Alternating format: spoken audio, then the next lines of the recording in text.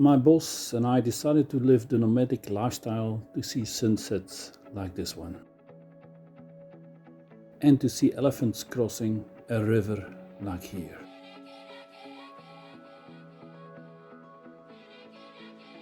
And to see elephants grazing in a swamp knee deep in water. And to see giraffes in the desert. And to camp along rivers where crocodiles live. And yes, there are crocs in this river.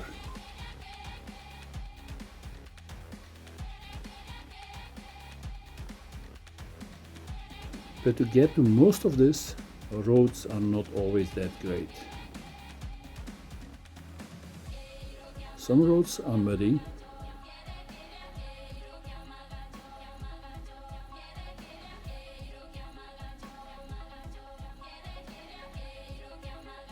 Some are rocky.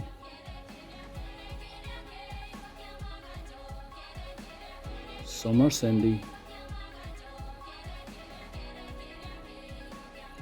Some are very sandy. And some have deep, soft sand. That's why you need a 4x4. Road conditions can change very quickly. And that's when you can see I'm a specialist. No, not a specialist in driving on sandy roads, but a specialist in getting stuck in the sand and mud. Yes, I had already my fair share of getting stuck. And so far I managed to get out of it each time. Sometimes with the help of my winch.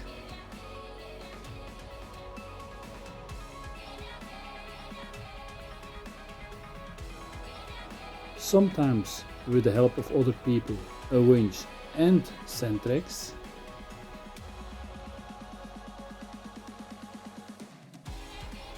Sometimes with the help of a tractor pulling me out.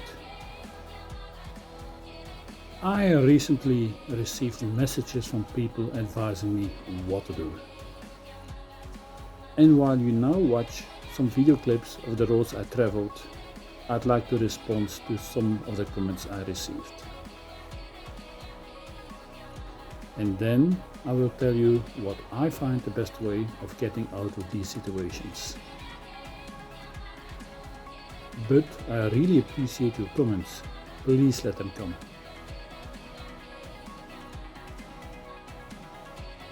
I'm indeed only a beginner, so I can use all the help I need.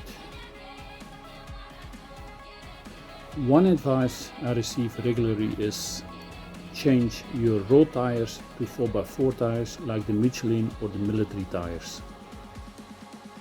There are a few reasons why I haven't done that yet. And I'm not sure that I will ever do it. First reason, 4x4 tires are nearly 4 times as expensive as the tires I use now. Second reason, during our travels we met people who had 4x4 tires on their truck. They all complained about the noise that they make on tar roads. Those people also said they do only 40 to 50,000 kilometers or 30,000 miles on a set of tires. I hope to do more than double that on my tires. And measured in distance and not in time, we still drive more on gravel roads and tar roads than on 4x4 tracks. So the need for real 4x4 tires is not that big. Another advice I received, and probably most advice I received, is drop the pressure in your tires. Yes, indeed I do that, when I can. You see, it's not always possible to do that. Even if these guys are sleeping, I still wouldn't trust to get out of my truck to release some air from my tires. And to drive the whole time on low pressure tires is also not advisable to do. Just before I entered the Okavango Delta National Park in Botswana, I dropped the pressure to half my normal pressure, and as a result I cut the sidewalls of my tire. A small but thick piece of wood pushed a large hole in the sidewall.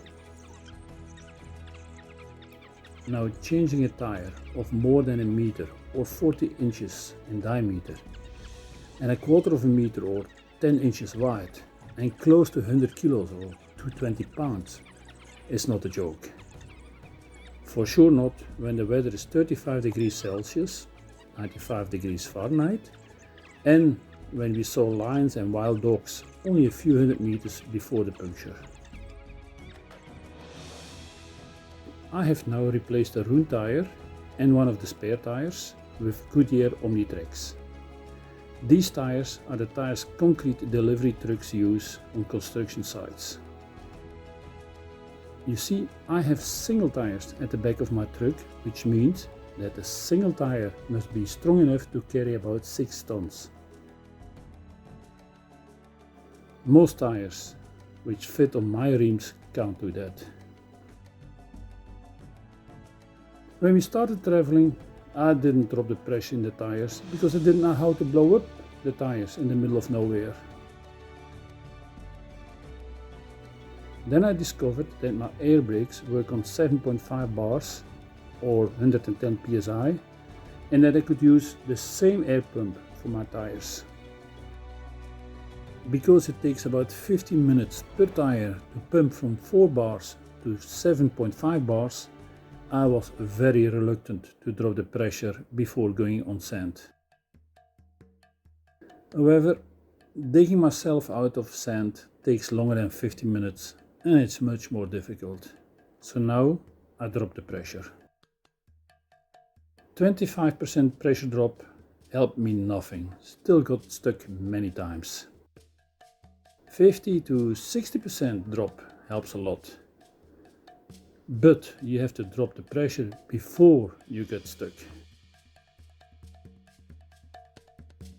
Other advice I regularly receive is that keep up the speed and stay in the tracks of the vehicle before you. That's basically impossible for me to do. You see, the wheelbase of my truck is about 75 centimeters or 30 inches wider than most large 4x4s. So all my left wheel or my right wheel stays on the track when possible.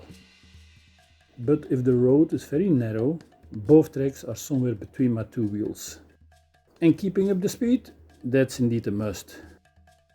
But you must be prepared for that. Our truck is about 12 ton or 24,000 pounds.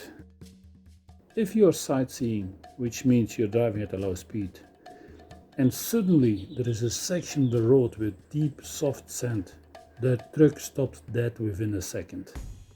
Changing down gears on my truck is not like changing gears on my Jeep Grand Cherokee I used to drive. It is still a truck, or what they call in England a lorry. When I now see a soft sandy patch of road ahead, I stop. Put the truck in low ratio, second gear and diff locks on, and then I go as fast as I can. When I talked to some 4x4 specialists, they said for driving in sand, I shouldn't drive in first gear and not in low ratio. I would have too much wheel spin.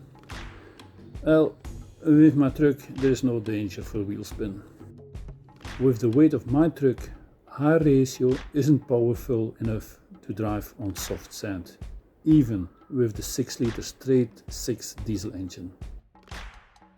A few months ago, I met in Australia a person who arranges beach safaris.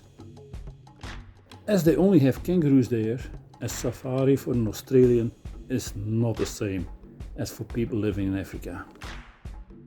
But Aussies are crazy about driving on the beach, looking for great fishing spots. The Aussie told me that the best thing to avoid getting stuck is looking where to drive. Yeah, okay, but that's not always possible with my truck. Too wide and far too heavy. And too many sudden changes in road conditions. So yes, even after nearly 2 years of traveling, I still got stuck from time to time.